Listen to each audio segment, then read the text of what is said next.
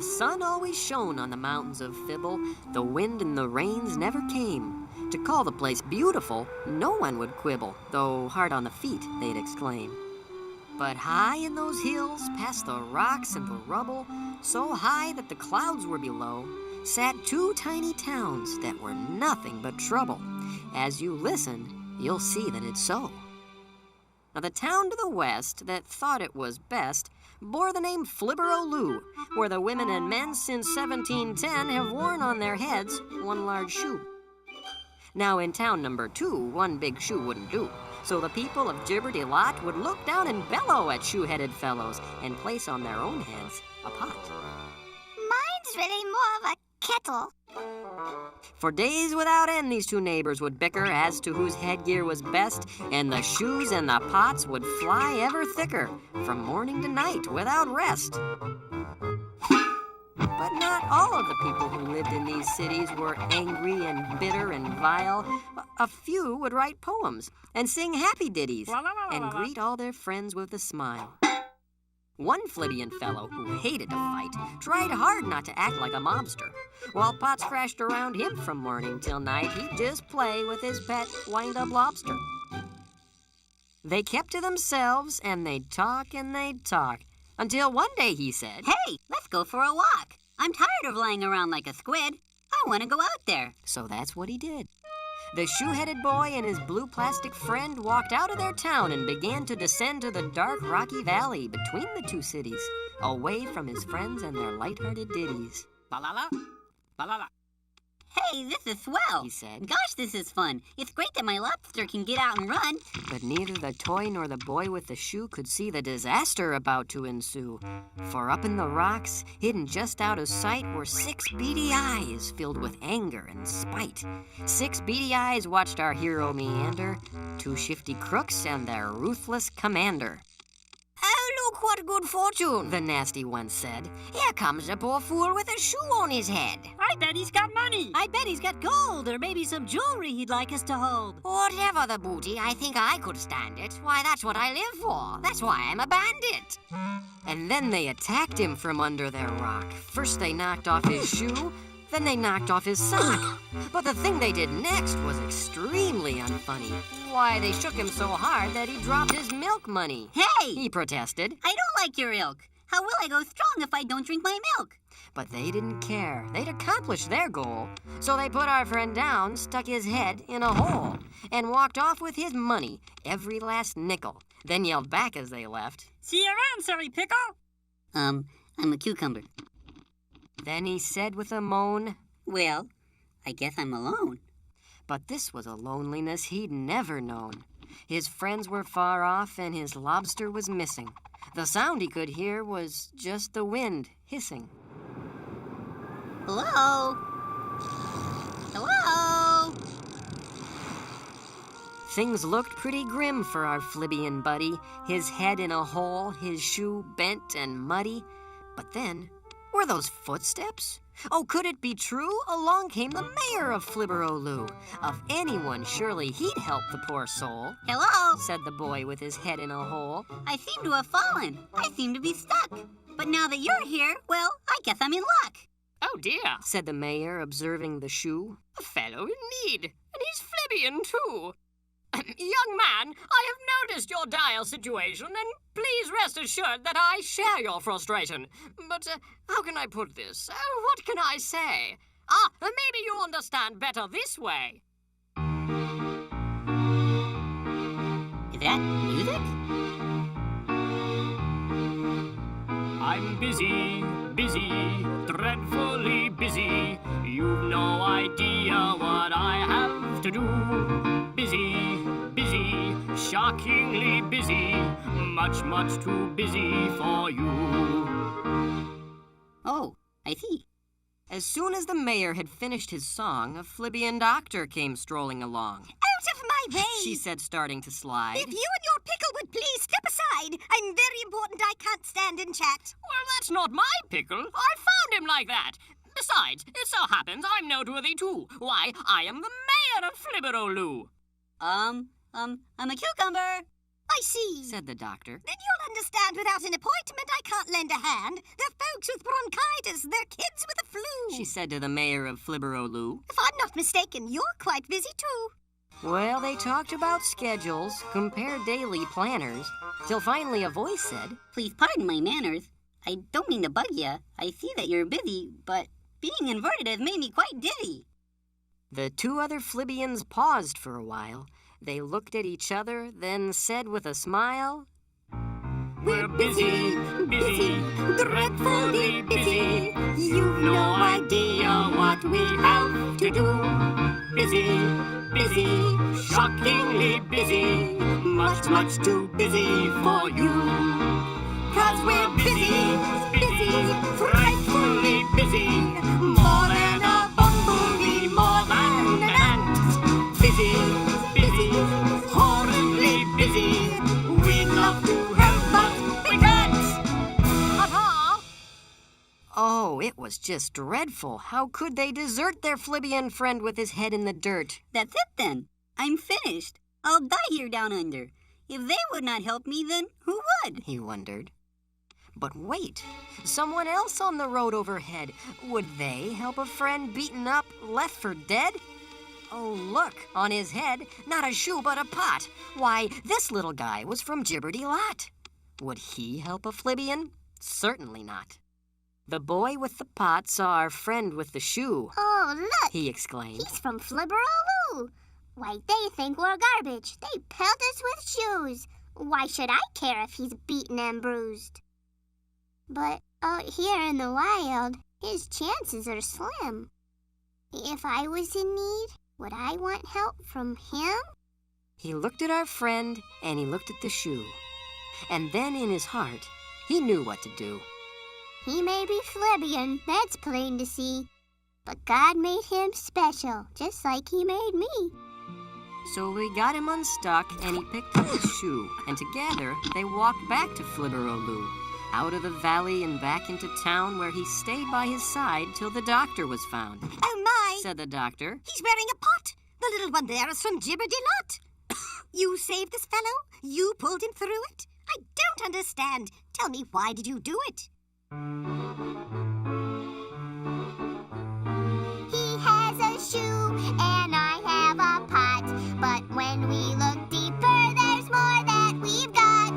God made us special there, now I can see. If you're special to him, then you're special to me. Love your neighbor. When someone helps you, then you'll understand. When you love your neighbor, loving means lending a hand. If you see someone who's hurt or in need, maybe it's time to perform a good deed. And when you've finished, you'll find that it's true. When you make them feel better, you'll feel better too. Here, let me help you. Thank you. Oh, love your neighbor.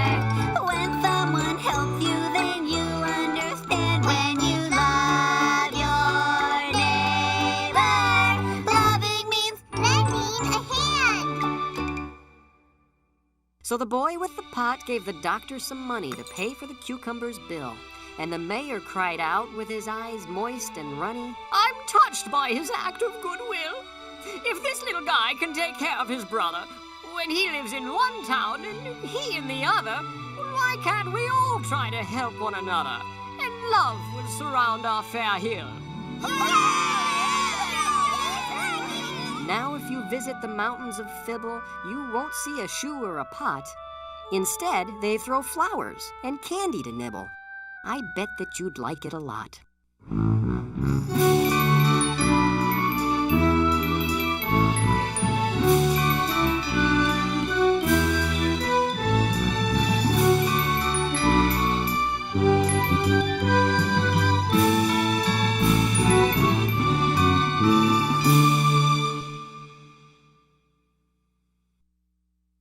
And now it's time for Silly Songs with Larry, the part of the show where Larry comes out and sings a silly song. Our curtain opens as Larry, having just finished his morning bath, is searching for his hairbrush.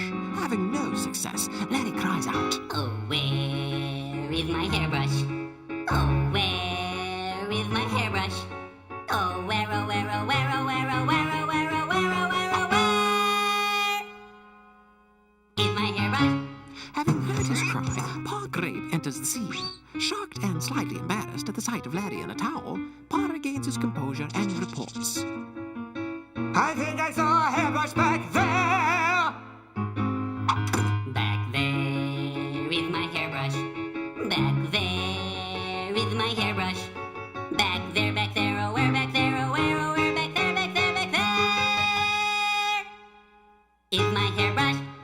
Having heard his joyous proclamation, Junior Asparagus enters the scene. Shocked and slightly embarrassed at the sight of Larry in a towel, Junior regains his composure and comments, Why do you need a hairbrush? You don't have any hair! Larry is taken aback. The thought had never occurred to him. No hair? What will this mean?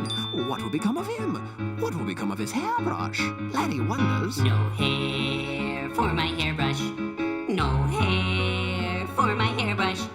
No hair, no hair, nowhere, no hair, no hair, no hair, nowhere, back there, no hair for my hairbrush. Having heard his wondering, Bob the Tomato enters the scene. Shocked and slightly embarrassed at the sight of Larry in a towel, Bob regains his composure and confesses. Larry, that old hairbrush of yours. Well, you never use it. You don't really need it, so... Well, I'm sorry.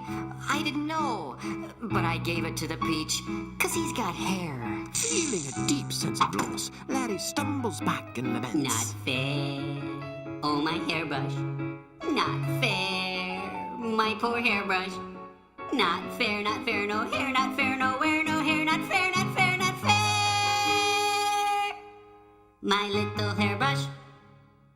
Having heard his lament, the Peach enters the scene. Himself in a towel, both Larry and the Peach are shocked and slightly embarrassed at the sight of each other.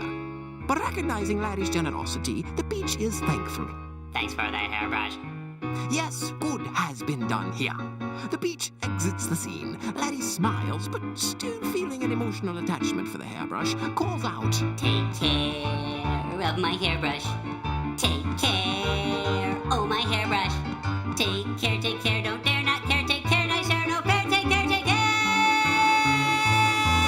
of my hairbrush. The end.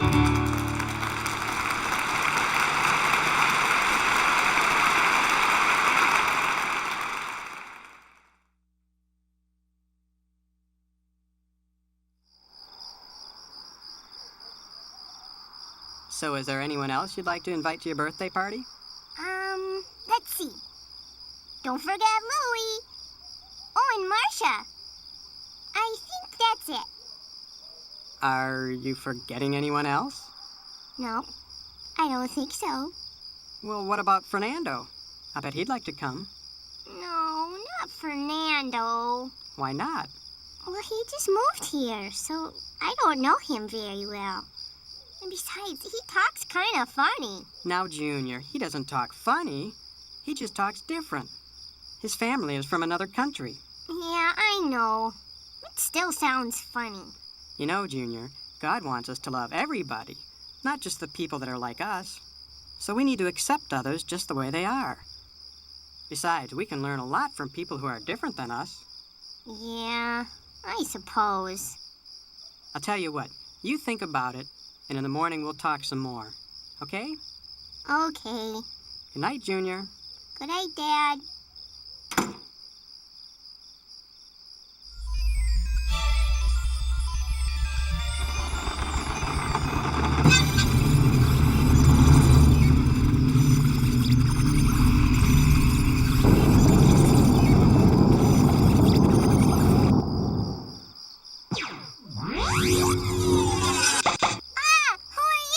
I'm Bob. I'm a tomato, and I need your help. Whoa, deja vu. What's he got on his space helmet? Huh? What do you mean? Larry, What? how many times have I told you not to eat while you're wearing your helmet? Oh, sorry.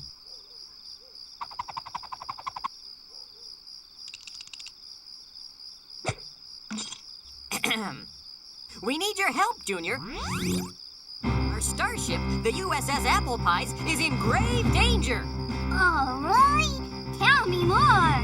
In just 8 minutes, the ship and its crew will be smashed to bits by a giant meteor. Good heavens. Well, can't you just move the ship out of their way? That's just it. The Apple Pies is completely without power. Dead in the water. She can't budge an inch. She's stuck. Oh, dear. Well, gee, how can I help? Didn't you minor in aerospace technology at the Happy Tots preschool? Why, yes. Yes, I did. What'd you major in? That's not important now. Play-Doh. Me too. No time for chit-chat. Junior, only you can save the Apple Pies. Lieutenant Larry, the Shrieker Beam. Aye, aye, Captain Bob.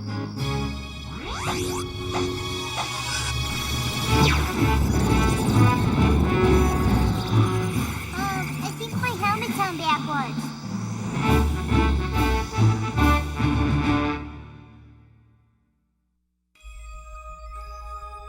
There it is, the USS Apple Pies. When we get on board, you'll be briefed by the ship's engineer, Scooter. Then you can get to work fixing the power. Okay.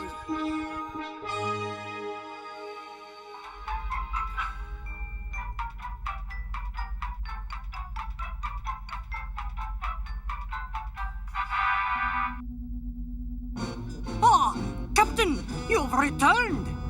Hello, Scooter. Any luck? I'm afraid not, Captain. The engines have got no power, and we've only 5 minutes till that meteor smashes us to bits.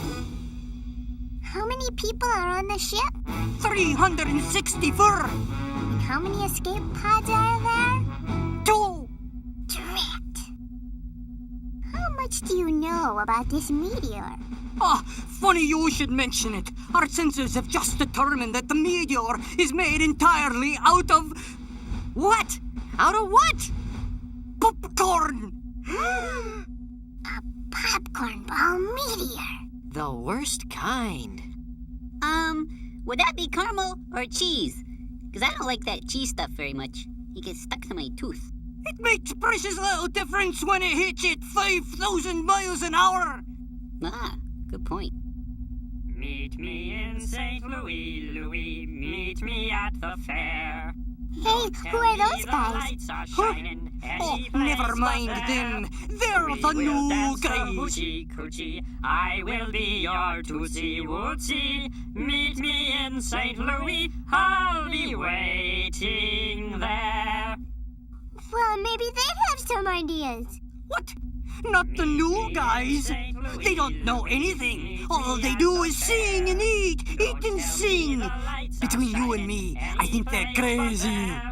We will dance the hoochie coochie. I will be your tootsie wootsy. Meet me in St. Louis. I'll be waiting there. Hi, I'm Junior. I'm Jimmy Gord. I'm Jerry Gord. We're the new guys. So, why do you sing all the time? Why don't you? 'Cause it's weird. I mean, different. You know, sometimes differences can be good if we just take the time to get to know each other. Yeah, maybe. So, why do you eat so much? We're hungry, I guess. It's our metabolism or something. You know, sometimes I think I could eat a whole bus. Yeah, well, sometimes I think I could eat a whole spaceship. Oh, yeah? Well, sometimes I think I could eat a whole planet. Planet. I could eat a rooster, a Scooter, refrigerator, and more. how many escape pods did you say there were? 2. Jamie, did you mean what you said about eating a whole planet? Well, sure, but... How would you guys like to help save the ship? Well, gosh, let me swirl. Grab the guards!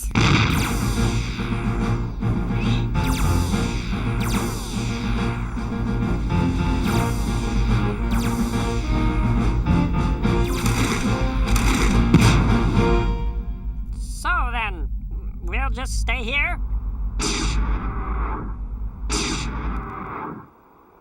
Hey, it's kind of like a field trip or something.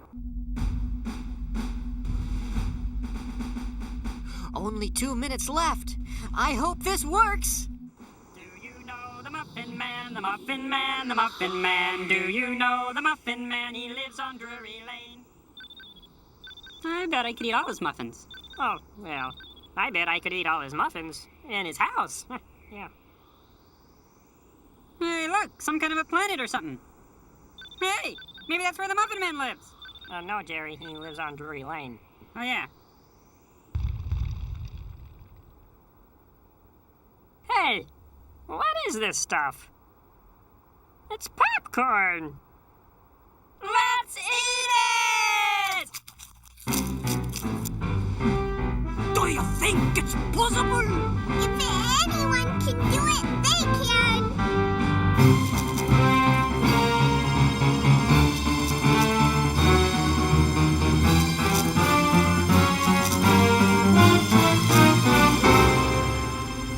Only 10 seconds left. I sure hope those gourds were hungry. 5, 4, 3, 2, 1. Incoming!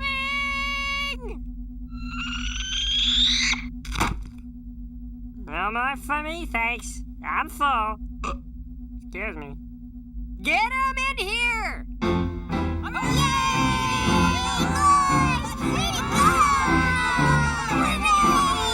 You saved the ship! Oh, it was nothing. Nothing. You're telling me saving 364 lives by rapidly consuming 14,000 metric tons of popcorn is nothing? Well, I guess maybe it's a little something. And to think I wouldn't be your friend just because you guys are different. Why, if you weren't different, none of us would be here right now. Hey, guys, look at this. Well, I got a little bit hungry, so I was just snacking on the center table when I saw this.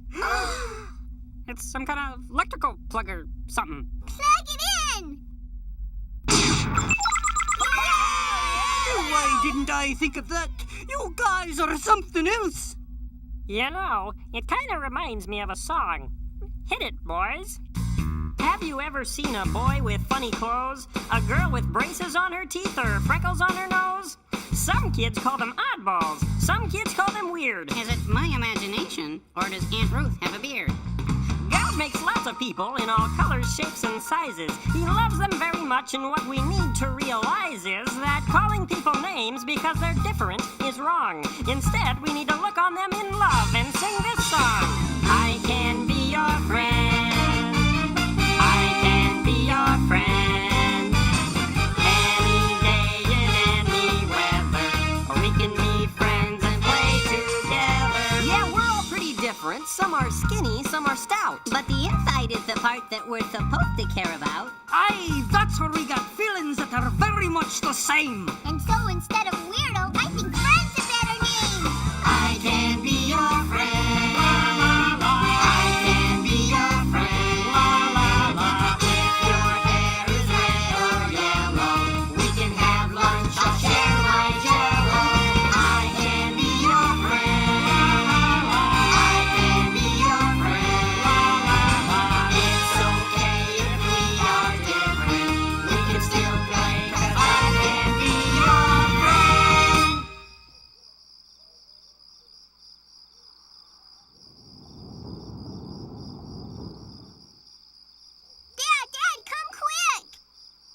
What is it? Is something wrong? Oh, no. I just wanted to tell you that I'm going to invite Fernando to my party after all. Really? That was quick. What made you change your mind? Well, you know, being different can be good. Like maybe if my party's about to be smashed by a giant popcorn bomb in air, Fernando could eat it. Or maybe if the slime monster shows up and tries to squirt slime all over us, Fernando could maybe blast him with his X-ray eyes. Well, I don't think Fernando could do those kinds of things. But I bet he could teach you about his country and show you the kinds of foods he likes to eat. Who knows? You might like it. Yeah, that sounds fun. I sure am proud of you for making the right decision. Well, it's time for sleeping. I love you, little mister. I love you, big mister. See you tomorrow. Okay.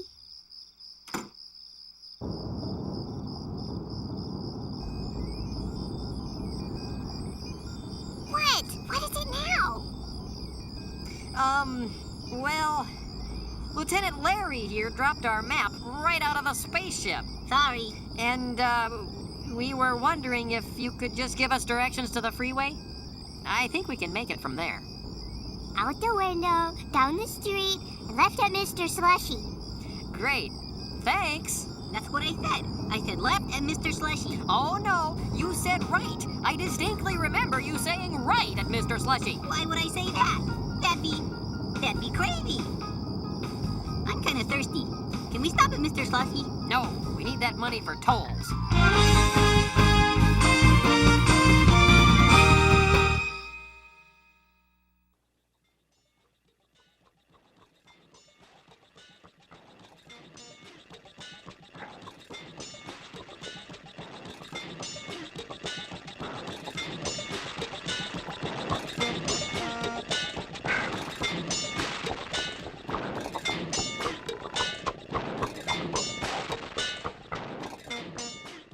We are the grapes of wrath.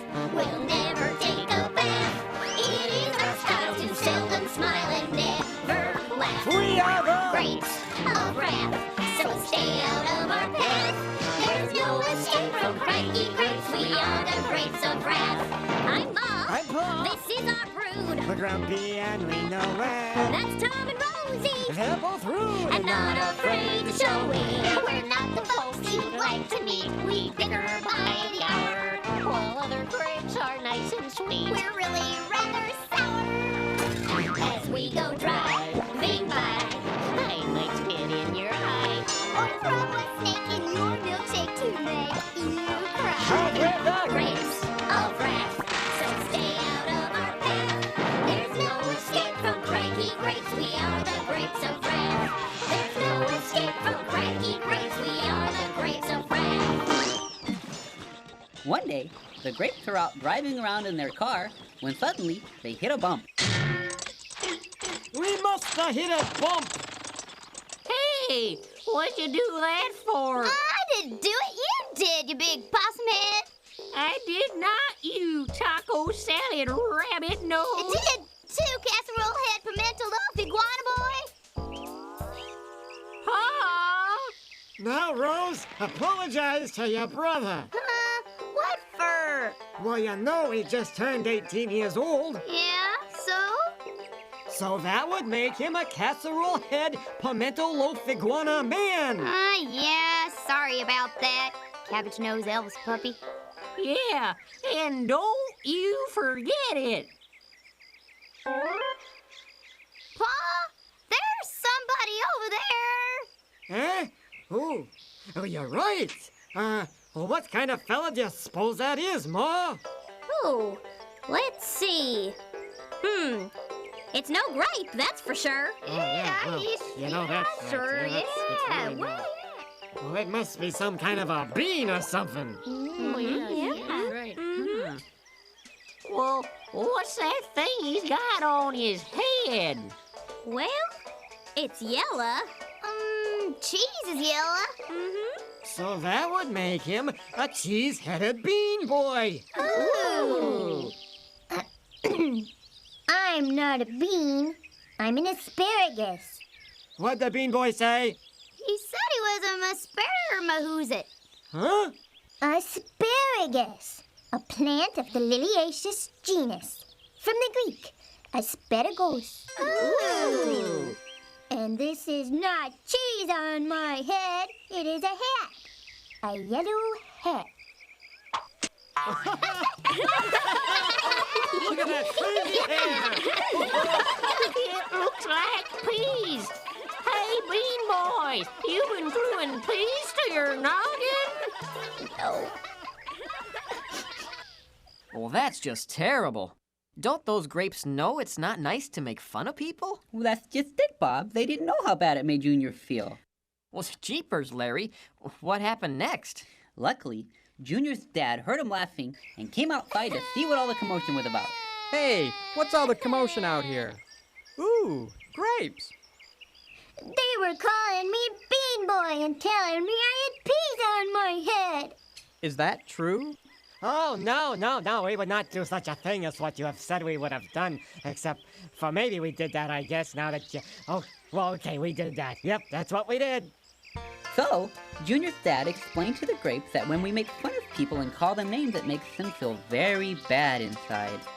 He also told them that God wants us to be kind to everybody, and that when we act mean, it makes God feel sad too. Well, gee, I guess we never really stopped to think about it. Well, how it was making you feel and all. Yeah, we was just having some fun. Didn't mean nothing by it. Yeah, sorry. Sorry. Didn't mean it. We'll never be mean again. Okay, that's better. Now, Junior, is there anything you'd like to say to the grapes? Like what? Junior's dad explained to him that when someone says they're sorry for hurting you, and they really mean it, we need to forgive them. That way we all feel better. Oh, I get it. Okay, I forgive you, Grapes. Oh, that's great. All right. Now, doesn't everyone feel better? Oh, well, yeah, that's right. Yeah. That's right. It's almost time for supper. Come on inside, Junior. Junior? His name is Junior? That's a funny name! Okay, this is the last straw.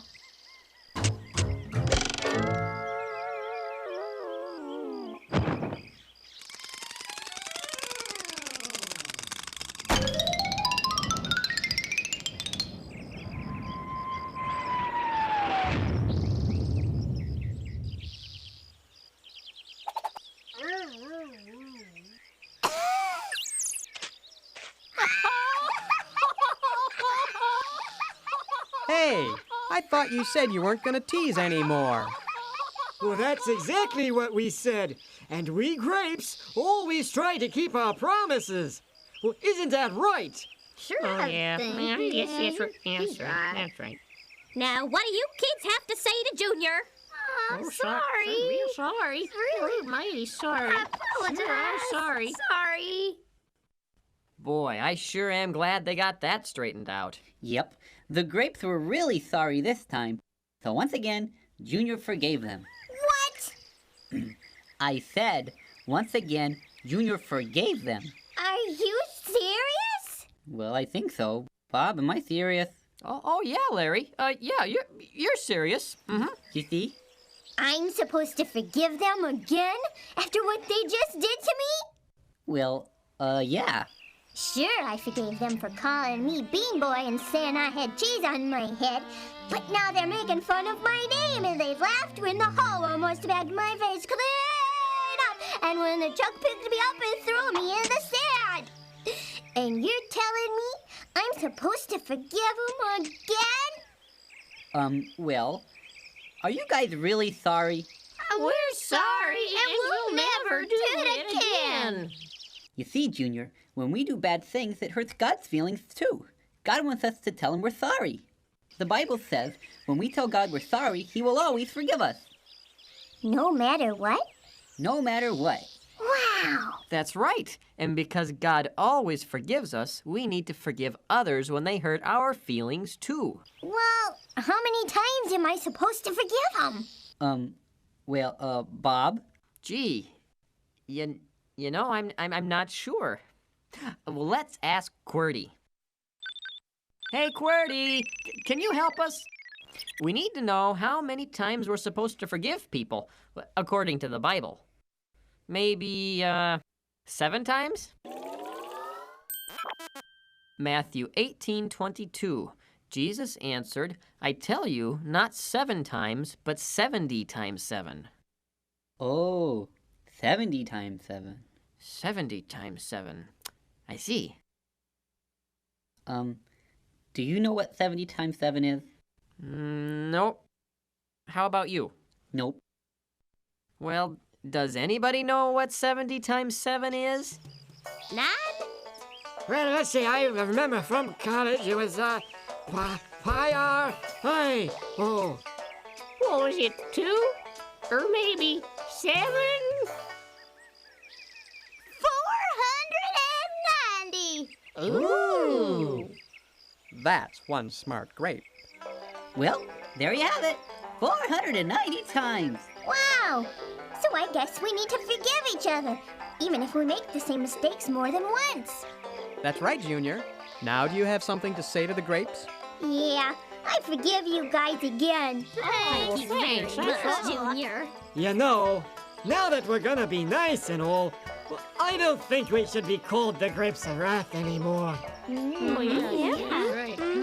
Well, what should we be called then? The Grapes of Nice? No, that's not it. That little girl of yours has quite a head for numbers. Maybe you could be the Grapes of Math. Well, everyone was very excited about the new name, but it was time for Junior to go inside and eat supper. So with the sun setting in the west and Rosie happily quoting the quadratic equation in the back seat, the Grapes of Math,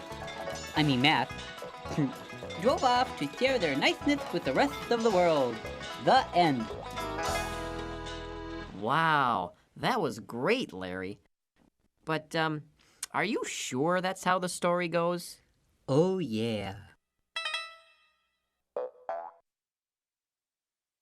Hey kids, have you ever been bad? Do you remember when you broke your mom's favorite vase and then stapled it back together in hopes she wouldn't notice? That was bad. Do you remember when you put your pet snake in Aunt Millie's pajamas and she ran 5 miles without ever getting out of bed? That was bad too. And do you remember when you stuck your sister's teddy bear in the food processor and told her it got chewed up by a giant bear-eating lizard? And she believed it? That was really bad. The Bible calls the bad things we do sin. And when we sin, we need to be forgiven. That's right. So I know what you're thinking. Jeepers, I've been bad. How do I get forgiven? Am I right? Well, moms, dads, and kids of all ages, have I got the thing for you. The new Ronco Forgive-O-Matic. Yes, sir. The new Ronco Forgive-O-Matic slices, dices, and purees your sins away. It's as easy as this. Just dial up your sin here, press this button, and bingo! God forgives you of your sins. But wait, there's more. Order now, and you'll also receive a set of Jinsu 2 steak knives, the strongest knives on earth. Just listen to this. Hi, I'm a miner from West Virginia. In the last 3 weeks, we dug 2 miles through solid granite, all with one Jinsu 2 steak knife, and it's still going strong. That's right, you get the Forgive-O-Matic and the steak knives all for a low price of just $19.95. You've never seen a deal like this before, isn't that right? That's right. So don't delay, order today. Operators are standing by. Remember, you get the Forgive-O-Matic and the steak knives all for just $19.95. Not now, kid. Can't you see I'm busy? But I know lots of people who've been forgiven for bad things they've done. Oh yeah? Well, they must have Forgive-O-Matics then, huh? Nope. Well, sure. You can't be forgiven without a Forgive-O-Matic. Well, isn't that right? Stop yanking me up and down. I'm getting sick.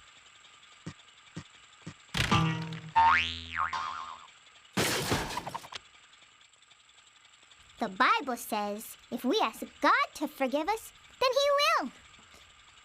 You mean all you have to do is ask? Yep. You don't need a Forgive-O-Matic? Nope. Are you sure about this? I sure am. Well, did I mention they also make great julienne fries? Well, just drop a potato in here, push the button, and presto, out come the best fries you've ever tasted. Oh, look, it's time to go. But wait, there's more. Well, just spread these seeds on here, and in a few weeks, voila, cheer Forgive-O-Matic. Isn't that cute? Say goodnight, Gracie.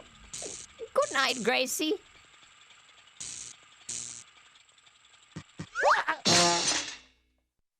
Do you remember when we learned about forgiveness? Oh my goodness, how could I forget? Well, do you think the kids at home would like to hear about it? Oh, most definitely.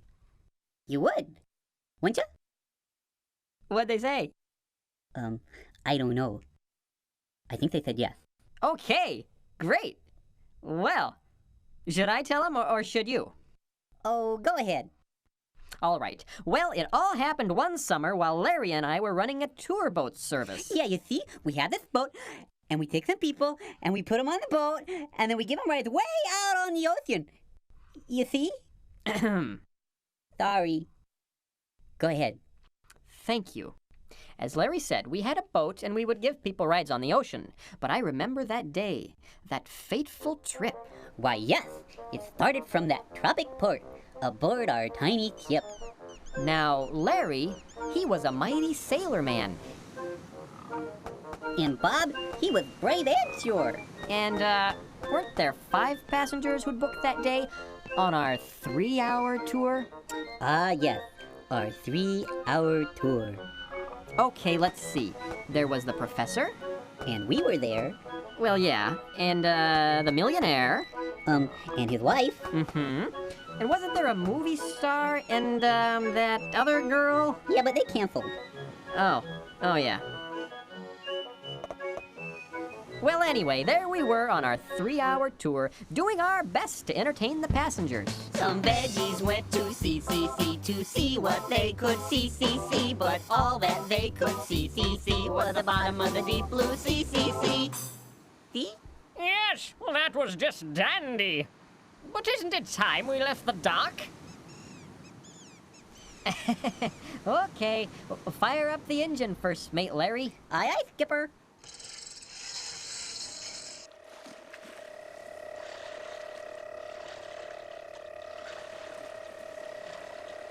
Lovely day, isn't it? Oh, yes. Why, just smell that salt air. Mighty nice. I think I'll go back and see how our passengers are doing. Can you take over here? No problemo, skipper. It's a big responsibility. You won't daydream, will ya? Don't worry about a thing. I got you covered. Okay. Thanks, Larry. Oh boy, this is a life. There's nothing I'd rather be than First Mate Larry. Well, nothing that is. Except Captain Larry Romanov, world famous Russian icebreaker pilot. Today, Captain Larry must free whales. 2 great whales trapped in ice. But there is problem. A large iceberg stands between Captain Larry and whales. There may not be enough time to go around it, but surely even Captain Larry is not brave enough to smash through the iceberg. No one has ever done such a thing!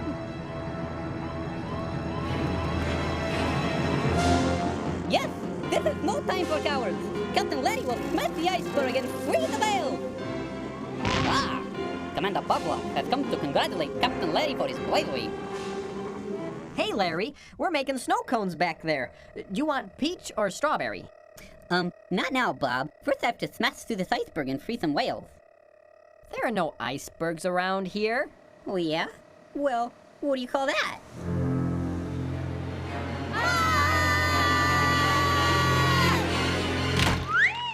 Oof! Oh. The brochure didn't say anything about layovers. Well, you see, Lovey, I believe we have had some sort of an accident. Skipper? Yes, we most certainly had an accident, and I think someone has some explaining to do.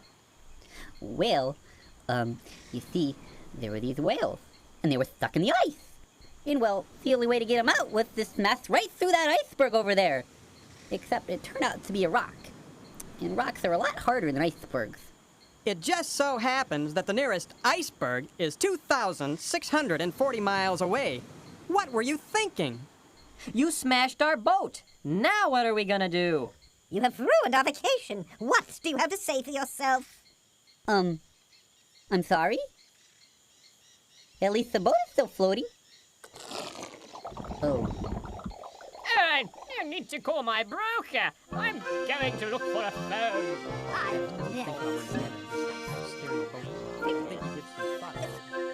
That evening, we all worked together to build some huts to sleep in. But we were still pretty mad at Larry.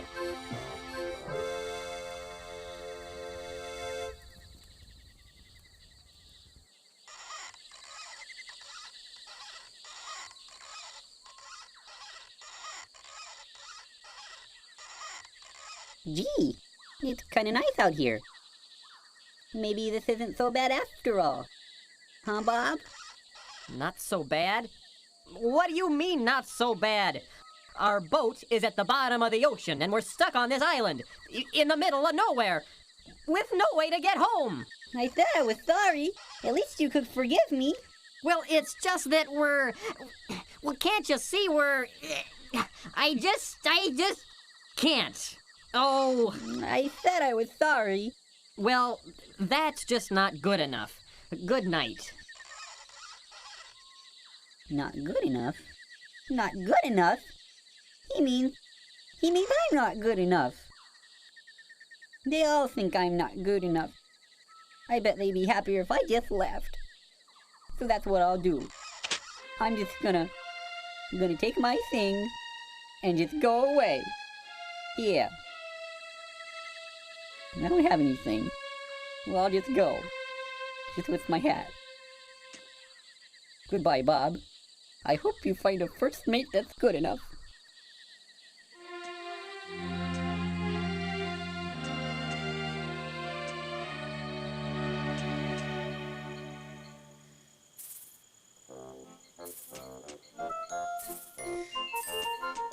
I wonder where the skipper is. Who?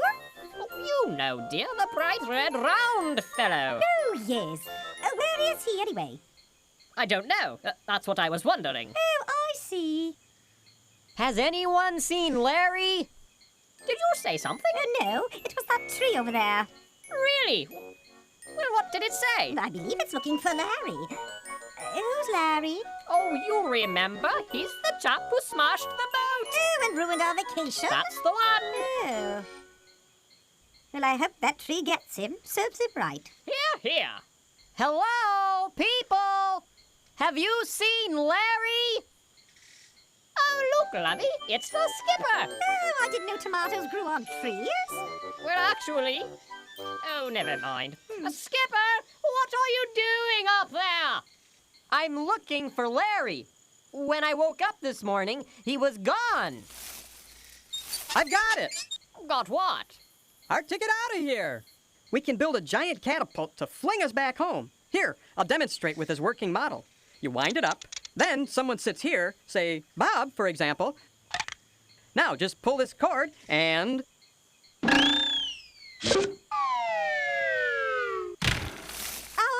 house? Ow. Oh, dear.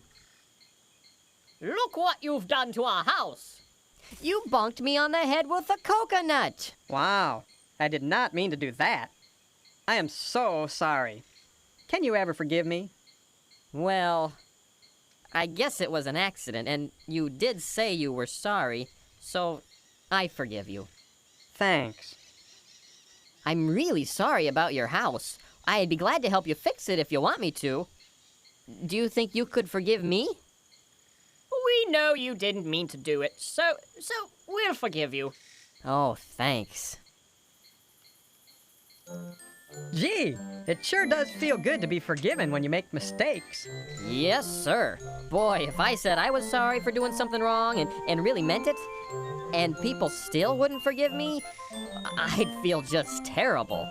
Oh, yeah, definitely. Well, Larry said he was sorry for smashing the boat. And that was just an accident, too. Just like when I hit you with that coconut, or when you fell through their roof. And we wouldn't forgive Larry at all. So that's why he went away. He must feel terrible. We've got to find him. Oh, come on, everybody. I think he's over here, maybe. Larry! Larry!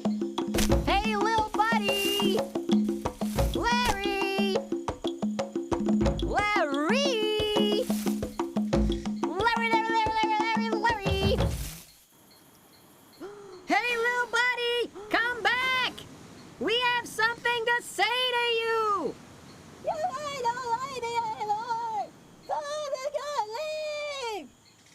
What?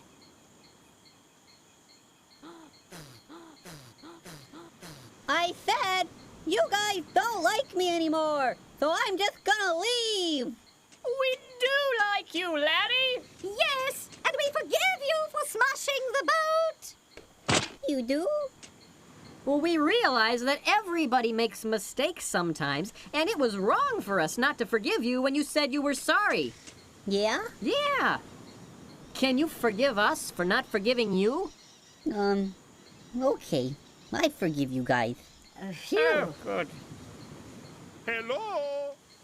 Did you say something? No, it was that tree again. I'm so happy to see you forgiving each other. It makes me want to sing. Do you mind? No!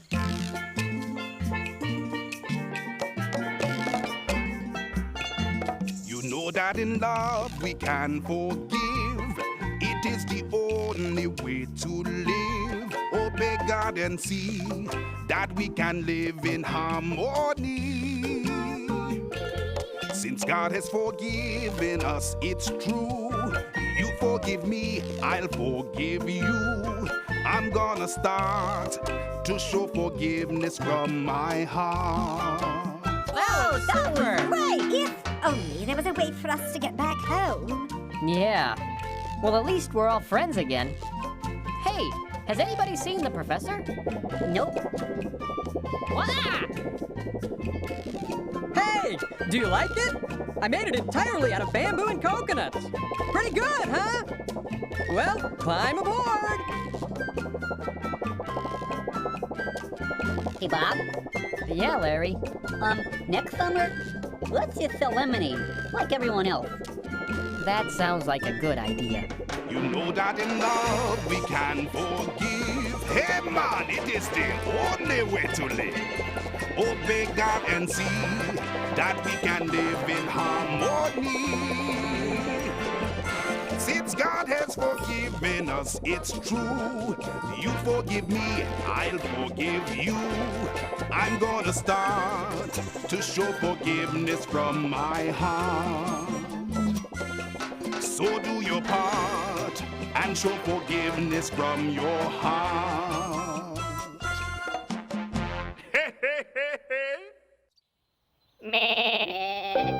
Now, Dave lived in a land called Israel a long, long time ago. So long ago that there weren't any cars or telephones or vacuum cleaners or anything. There were mostly just sheep, especially around Dave's house, because Dave was a shepherd. No, that's not him. That's one of his brothers. Nope, another brother. Nope, another brother. Dave had a lot of brothers. Aha, there he is. No, not the sheep. He's behind the sheep. Shoo there, Fluffy. Hi, I'm Dave. I have a lot of brothers. Yep, 7 to be exact. Now, Dave and his brothers spent most of their time in the fields taking care of their sheep, which could be hard work because their sheep had an unusual problem. They tip over. Oh, look, there goes one now. But Dave had an even bigger problem. You see, of all the brothers, he was the smallest. That's right. Everybody's bigger than I am. And sometimes his big brothers would pick on him. Oh, Dave, one of my sheep fell over. Would you come pick it up for me? I'm kind of busy right now. Do you remember the time we dipped you in tar and stuck you to the backside of an angry water buffalo? I'll be right there. Hey, Dave, one of my sheep fell too. Just a minute. Oh, look. All my sheep fell over. Dave! Oh, Dave, after you pick up our sheep, could you run and get me a bite to eat? I'm famished. Oh, yeah, me too. Get me something too. You know, sometimes I think I could eat a whole camel. Oh, yeah? Well, sometimes I think I could eat a whole spaceship. What's a spaceship? I have no idea. That's how things had pretty much always been for Dave. Nothing really exciting happened around there until one day when their dad Jesse came running out with some horrible news. Whoa! Dave, can you pick those up? Oh, boys! Oh, boys! I got horrible news! The Philistines they're attacking! The lima beans are, lacking? The nectarines are quacking? One more time, please, and let's work on our enunciation. The Philistines are attacking!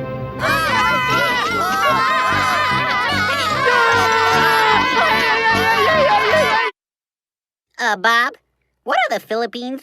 The Philippines are a group of islands off the coast of Southeast Asia, but that's not important now. The Philistines were people who hated Israel. They wanted to take Israel's land and make the Israelites their slaves, so they'd have to do whatever the Philistines told them to do. Oh, that's bad. You're right. So the Israelites needed to protect themselves. We need to protect ourselves, but how? King Saul is putting together an army to stop the Philistines. He needs your help. You must help save Israel. We must help save Israel! We must help save Israel! We must help save Israel! Hey, Dave. Where do you think you're going? I must help save Israel! It's very nice that you want to help, but saving a country is a big thing. You're a little guy. Big people do big things, and little people do little things. So stay with the sheep. But Okay, we'll take that.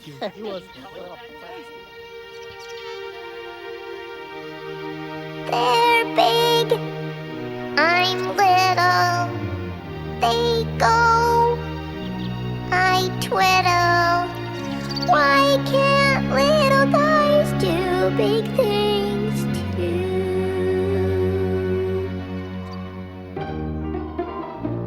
By the time Dave's brothers arrived at King Saul's camp, battle lines had been drawn between the Philistines and the Israelites. And, as was the custom in their day, the armies lined up and yelled at each other.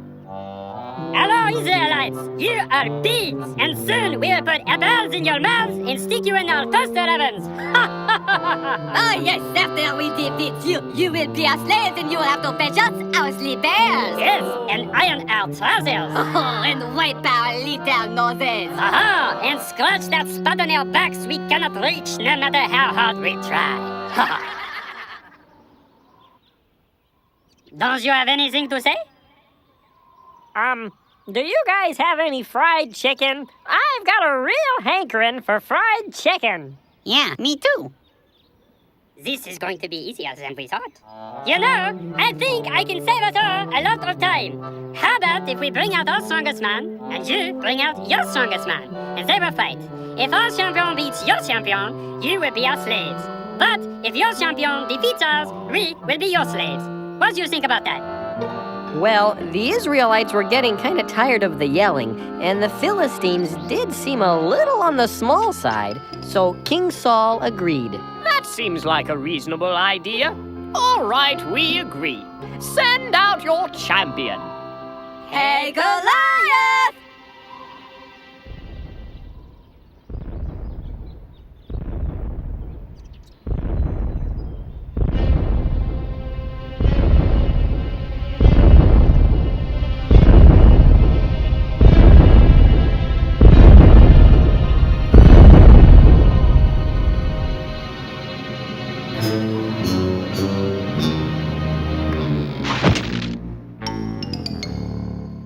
We'll be back with more Dave and the Giant Pickle after this break. And now it's time for Silly Songs with Laddie, the part of the show where Laddie comes out and sings a silly song. One day, while talking with Dr. Archibald, Laddie confronts one of his deepest fears. If my lips ever left my mouth, packed a bag and headed south, that'd be too bad. I'd be so sad. I see, that'd be too bad. You'd be so sad. That'd be too bad. Alrighty. If my lips said adios, I don't like you, I think you're gross, that'd be too bad. I might get mad. That'd be too bad. You might get mad. That'd be too bad. Fascinating. If my lips moved toodaloo, left a mess and took my tooth, that'd be too bad. I'd call my dad. Oh dear, that'd be too bad. You'd call your dad. That'd be too bad. Hold it! Did you say your father? Fascinating! So what you're saying is, if your lips left you... That'd be too bad, I'd be so sad I might get mad. I'd call my dad, that'd be too bad. That'd be too bad. That'd be too bad. Why? 'Cause I love my lips. Beely-bap-bop-beely-bop-boo, eeby-dap-bop-boo, ba-da-boo-bow. Yabba-dap-bop-dee-ba-bow-boom-bum, beely-bop-bop-dow. Yabba-dabba-dabba-boo-boo-boo-bum,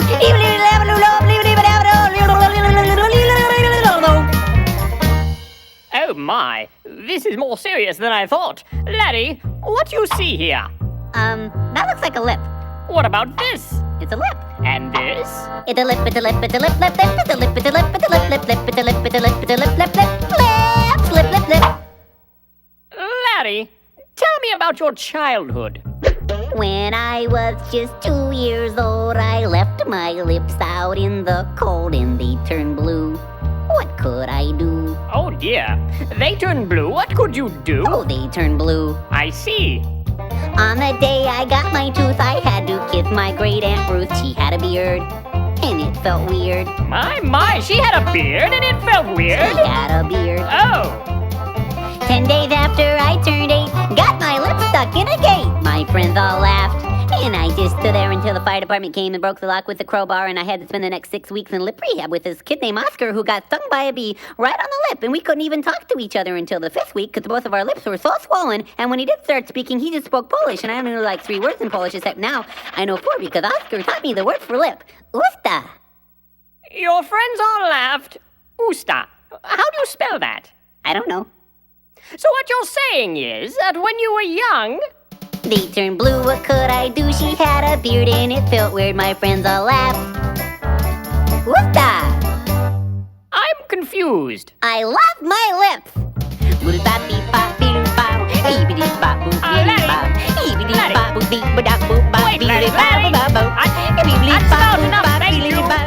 This has been Silly Songs with Laddie. Tune in next time to hear Laddie say... Have I ever told you how I feel about my nose? Oh, look at the time!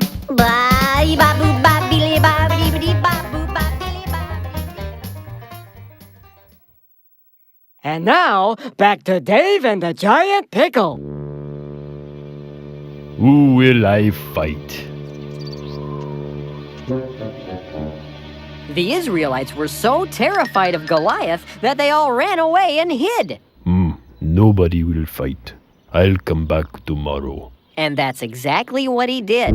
Goliath came back the next day, and the next day, and the next day for 40 days. But every time he showed up, all the Israelites ran away and hid. Finally, Jesse started to worry about his boys, so he sent little Dave to the battlefield with some food. Now, Dave got to King Saul's camp just about the time Goliath was going to come out, so all the Israelites were hiding. Hello? Is anybody here? Shh, he'll hear you. Who? Him, that big pickle over there.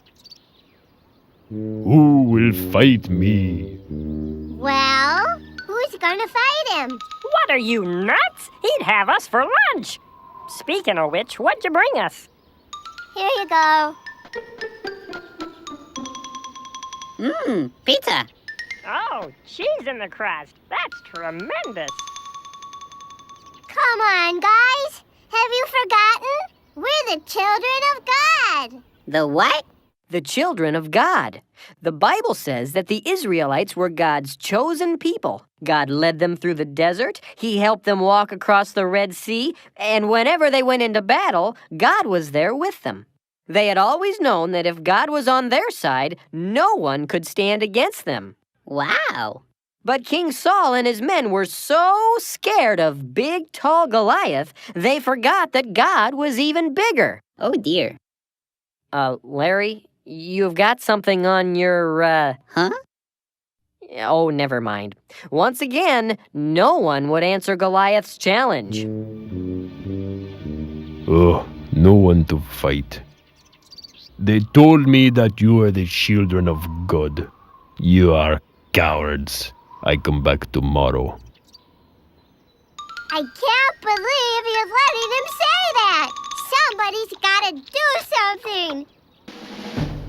What are you gonna do, Dave? Remember, you're a little guy. Leave this big stuff to us big people. Do you think he saw me? No, you're okay. Phew. Well, Dave knew exactly what he had to do, so he went straight to King Saul and announced his plan. I will fight Goliath! King Saul took the news rather well. I'm sorry, my ears must be failing. I could have sworn I heard you say that you'd fight Goliath. But you didn't say that, did you? Yes, I did! Oh, I say, that's very kind, but let's be reasonable. You are a tiny little fellow, and, well, Goliath, he's enormous. No, that's a job for a big person, not a little boy like you. You're not going to sing, are you? Couldn't you just play your harp and I'll throw things at you? Oh. You're big, I'm little. My head only comes to your middle. But I say little guys can do big things too. Yes, but Goliath, he's big, but God's bigger. And when I think of him, that's when I figure. With his help, little guys can do big things too.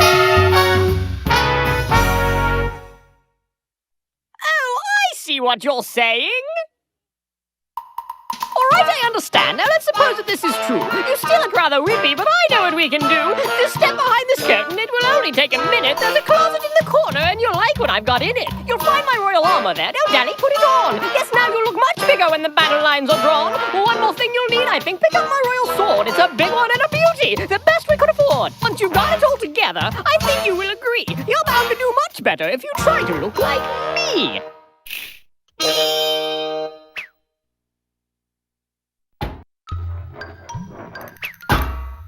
Oh dear. You know, I think maybe I should just be plain old me. Oh, yes. Well, I suppose. But have you seen Goliath? Why, he's just. He's big, but God's bigger. And when I think of him, that's when I figure. With his help, little guys can do big things. With his help, I know I can do big things. With his help, little guys can do big things too.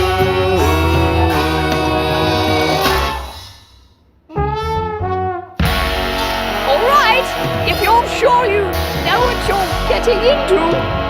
Oh dear. Well, Dave wasn't exactly sure what he was getting into, but he knew God would be there with him. So he went down to a stream and found 5 smooth stones. Then he went back to the camp and waited for Goliath.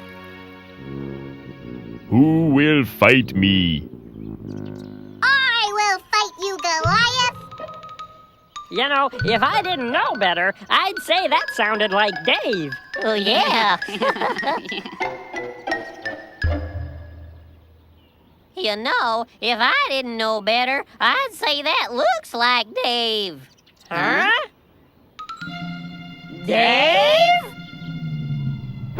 Goliath was equally surprised. Who said that? I did. Huh? Whoa! Am I a dog that you come at me with sticks? I don't exactly know what you mean, but you are not a dog. You are a really big guy that wants to beat me up. And I come at you not with sticks, but in the name of the God of Israel, who this day shall help me defeat you. We will see who defeats who. Now we fight. It's showtime!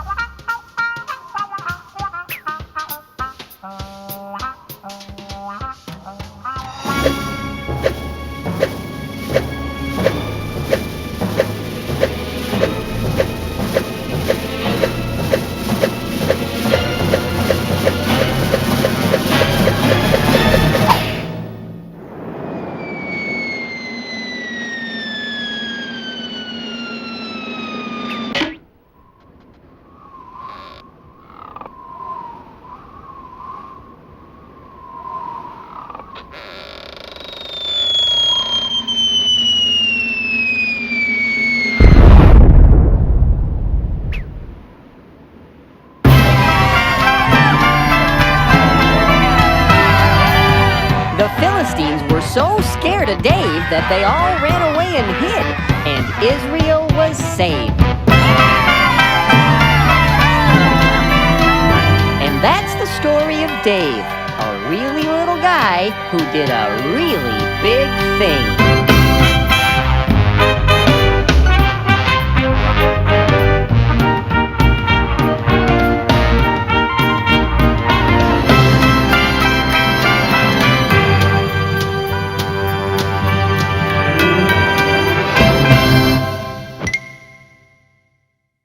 That's right. Now, those weren't their real names. No, their real names were, let me see if I can get this right.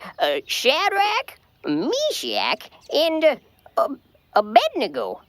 Of course, nobody could remember those, so we took to calling them Rack, Shack, and Benny. Anyways, they came with a bunch of other boys and girls that Mr. Nezer brought in to work at his chocolate factory. Well, who's Mr. Nezer?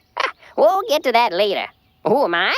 Why, I'm George. Anything that goes in or out of Nezer chocolate gotta come by me. Well, speaking of which, it's almost 8 o'clock. Time for the morning milk delivery. Here comes Laura now.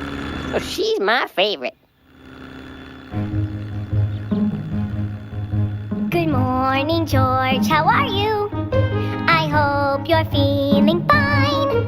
I'd love to stay and talk, but it's almost 8 o'clock and I haven't got the time. See you later.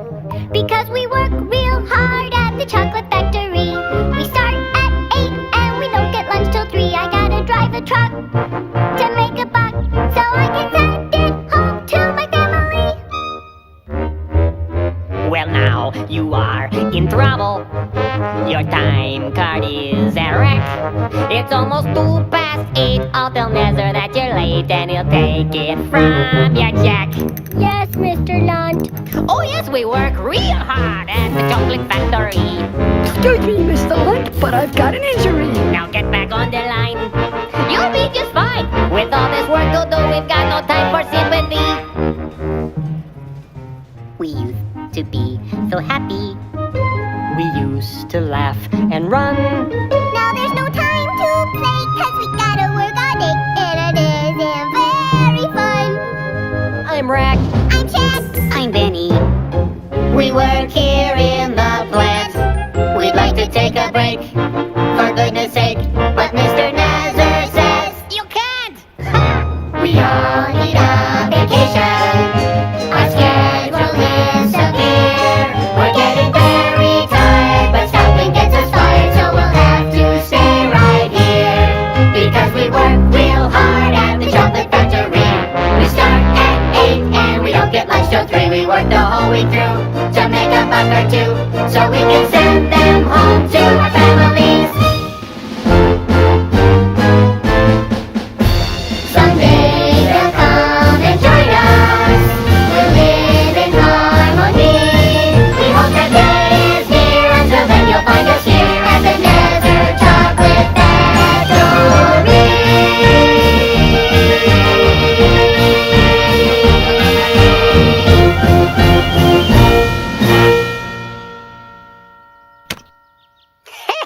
The Nezer Chocolate Bunny. Every day they make 14,638 of these little fellas. Give or take a few. Oh, yeah, Mr. Nezer. Nebby K. Nezer. But you better call him Mr. Nezer. Now, Mr. Nezer's not a bad man. He just gets confused sometimes. Why, his chocolate bunnies are selling so well, I think he's gotten a little big for his britches. And that's saying something, 'cause his britches were pretty big to start out with. What's all this have to do with Rack, Shack, and Benny? Well, their troubles start when Mr. Nezer makes a little announcement.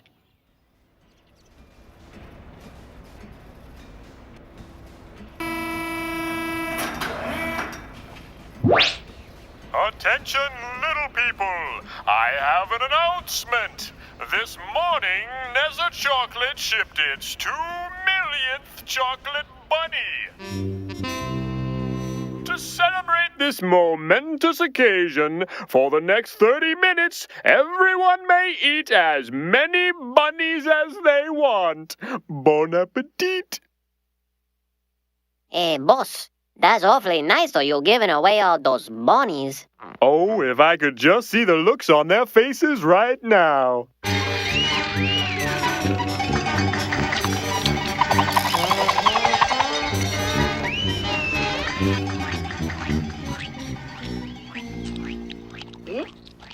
Hey guys, I don't think we should eat any more bunnies.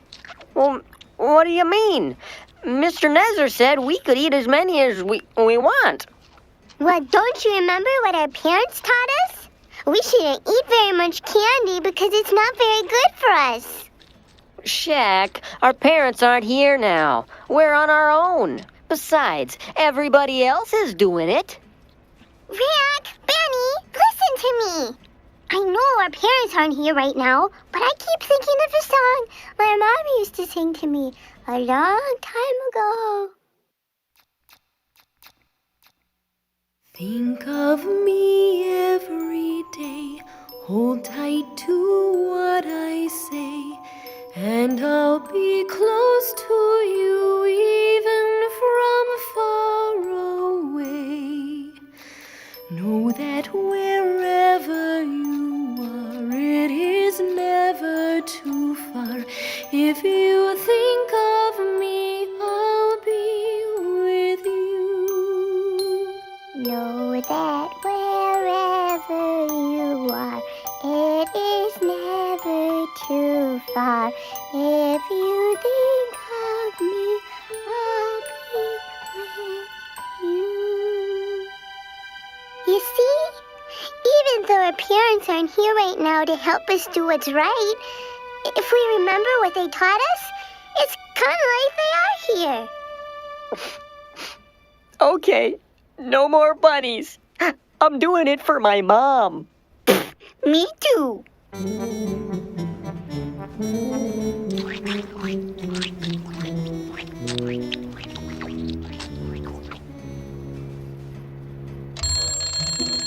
Well, that about does it.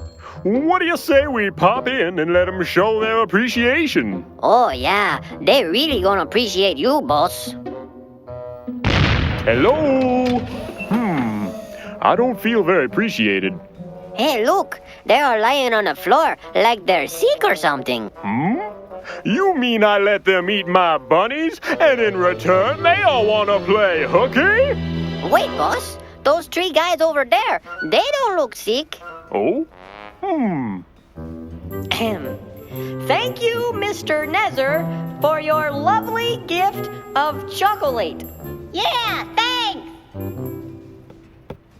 Everybody else is lying down, but you three are standing up. Actually, boss, I think the tomato is sitting. I'm standing.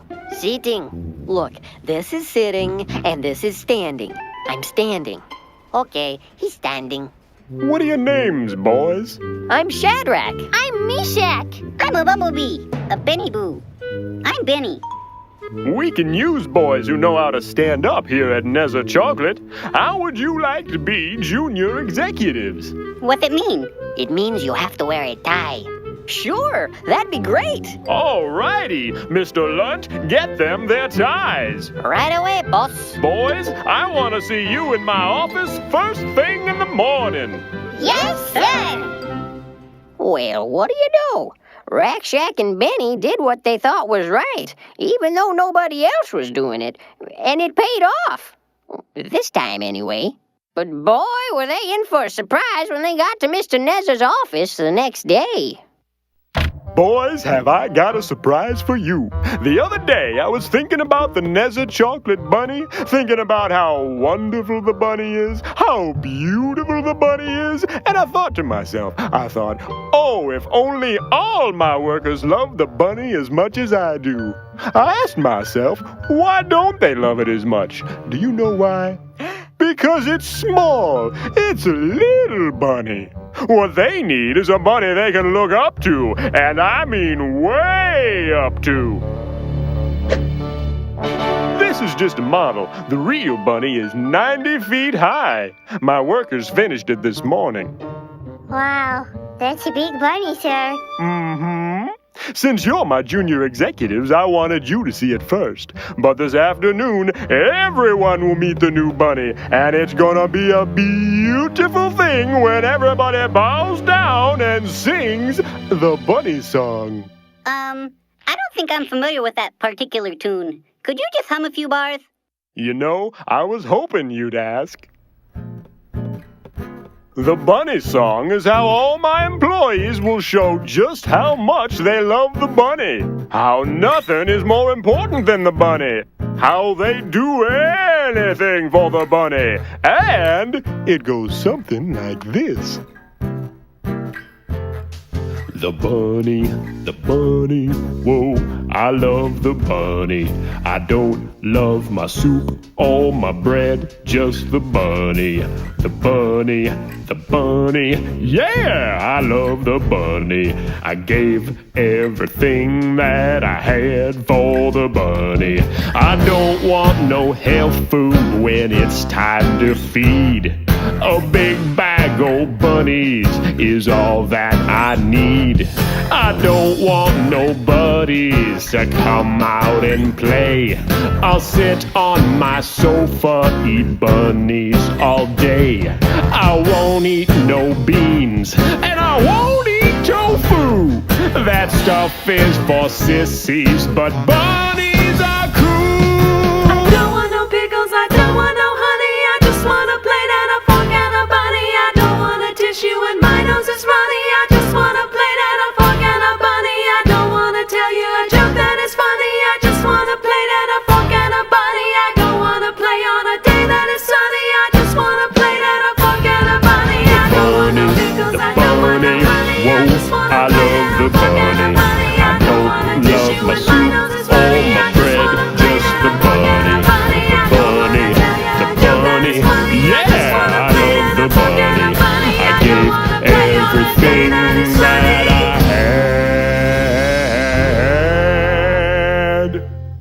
For the bunny.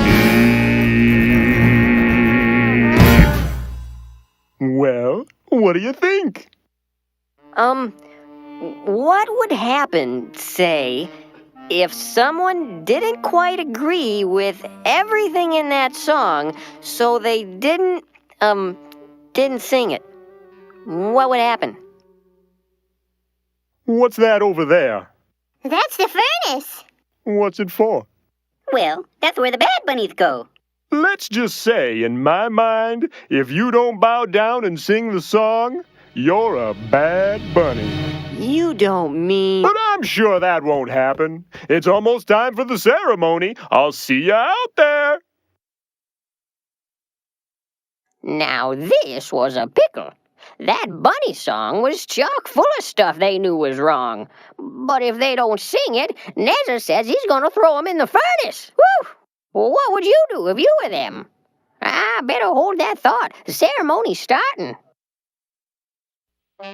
Thank you for attending today's festivities. It is with great pleasure that I present to you the object of our affection, your new best friend, the bunny.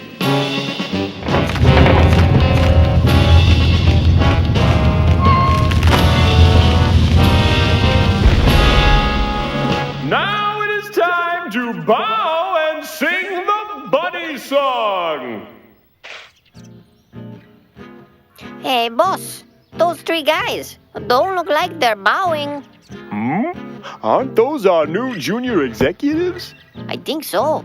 Maybe they're stuck. Let's find out.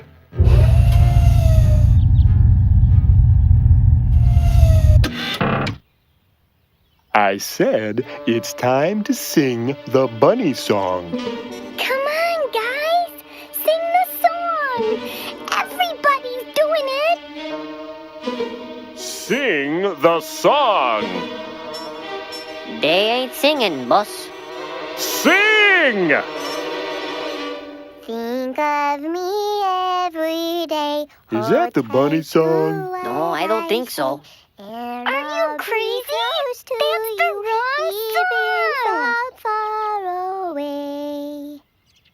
Know that wherever you are, it is never far, too far. If you think of me, I'll be with you. Oh, that was beautiful. I'm gonna be singing that song myself. As I throw you into the furnace, God sees them. Take them to the furnace. I've gotta help them. But how?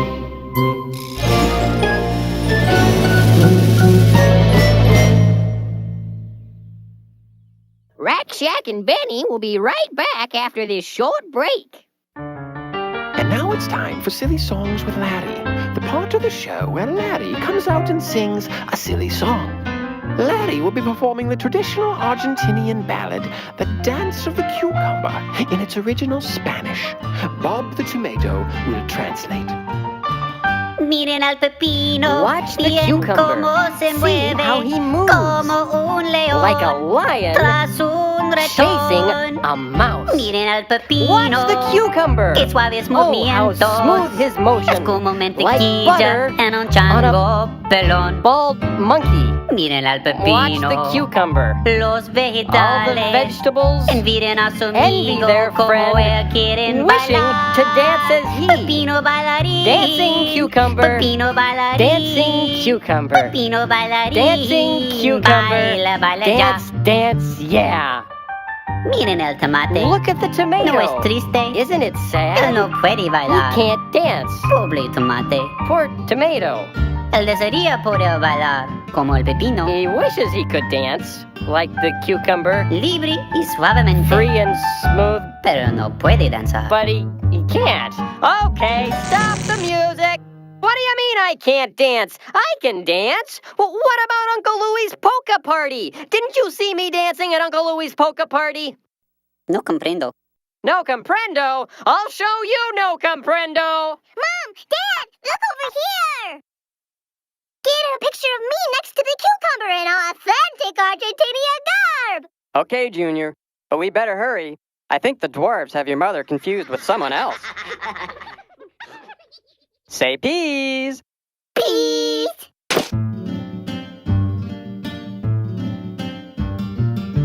Escuchen al pepino, Listen to the cucumber. oigan su voz Hear his fuerte, strong como voice, un león, like a lion, listo a about devorar. to eat. Escuchen al Listen pepino, to the cucumber. qué dulce es su How canto, sweet his voice. que sopla The su breath from his garganta, throat is parece like a un chorus trinar. of little birdies. Escuchen al Listen to the pepino, cucumber. los All the vegetales, vegetables envidian a su envy their amigo friend, como él wishing quieren to sing as cantar. he. Pepino Singing cantador, cucumber. Pepino Singing cantador, cucumber. Pepino Singing cantador, cucumber. canta, Sing, canta sing, ya. yeah. Escuchen al tomate, Listen to the no tomato. es triste, Isn't it sad? él no puede He cantar. can't sing. Pobre tomate, Poor tomato. él desearía poder cantar. He wishes he could sing. Fuerte y dulce como el pepino, Strong and sweet like the cucumber, pero no puede, but he can't. ni siquiera dar un silbido. Can't even whistle. All right, that's it, senor. Come over here and let me sing you a song. This has been Silly Songs with Larry. Tune in next time to hear Larry sing. Bob is really angry. I hope he doesn't catch me. It's so hard to run with the sombrero on my head. And now, back to our story. Is everyone comfortable? Good. Rack, I can't move my arms. Benny, you don't have any arms. Oh, I've tried to be patient, I've tried to be kind. Can you tell me what the trouble is? Am I losing my mind? Now I didn't ask for much, just one simple little thing. Didn't ask you to part the waters, I just wanted to hear you sing. I gave you hats, I gave you ties, I let you eat my buddies. And this is how you repay me? Come on, boys, do you think that's funny? Well, now at last, your fate is sealed. You're paying for your crime. But to show you what kind of guy I am, I'll ask you one more time. Will you or will you not sing the song? Well, you see, sir, our parents taught us to stand up for what we believe in. And God wants us to do what's right. And there's a lot of stuff in that song that's not right. So, we don't mean to be a bother. We hope you understand. But we cannot sing that song. I understand, boys. You do? Oh, yes. I understand that you're bad buddies!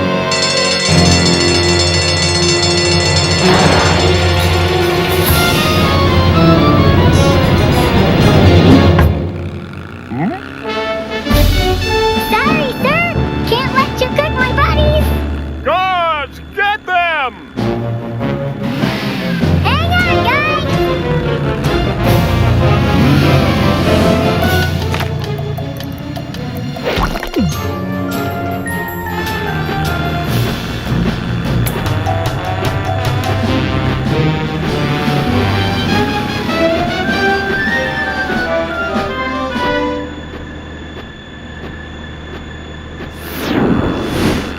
Which way do I go?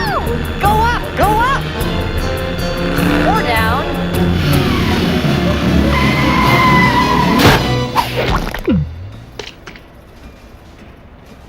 Way to go! Let's get out of here. I knew this was the way. I don't think this is the way. This ain't the way. I see light. Go left! Go left! Uh-oh. You're back. Now, if I'm not mistaken, that truck belongs to me, Mr. Lunt.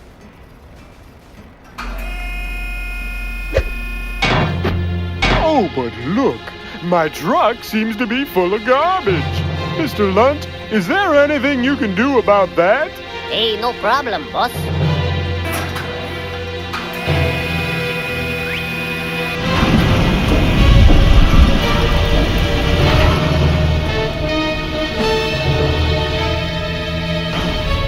Remember how our parents said that God would always be watching out for us? Yeah?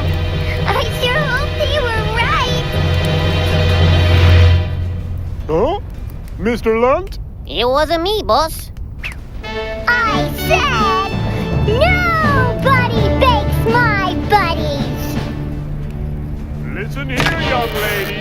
If you don't plug that back in, you're gonna be in big trouble.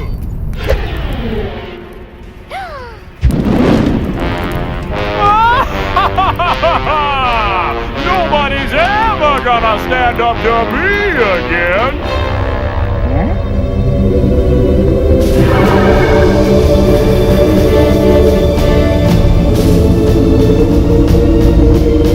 Hey, boss, how many guys did we throw into the furnace? Well, it looks like 4 guys in there now, and one of them's real shiny. One more thing, boss. They ain't burning up. Rat! Jack! Betty!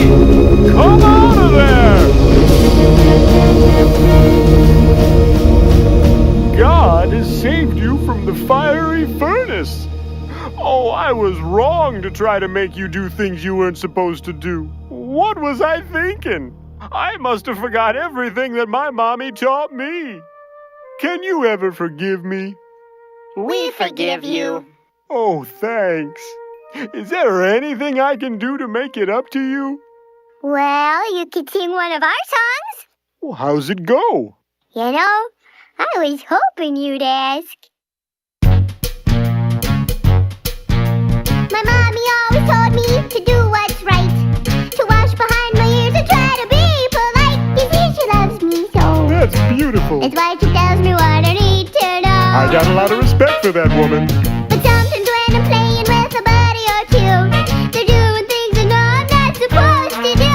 Do you go along, even though the things they do are wrong? I remember Stand up, stand up. for what you believe in, believe in, believe one to back you up. We'll stand with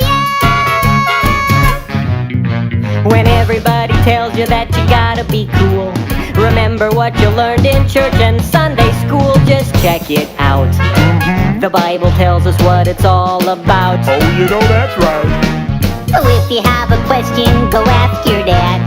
And he can tell you if the thing is good or bad. You'll make their day. Uh-huh. If you remember what your parents say. What they say? They told us Stand up, stand up. for what you believe in, believe in, believe in God. He's the one to back you up. We'll stand with you.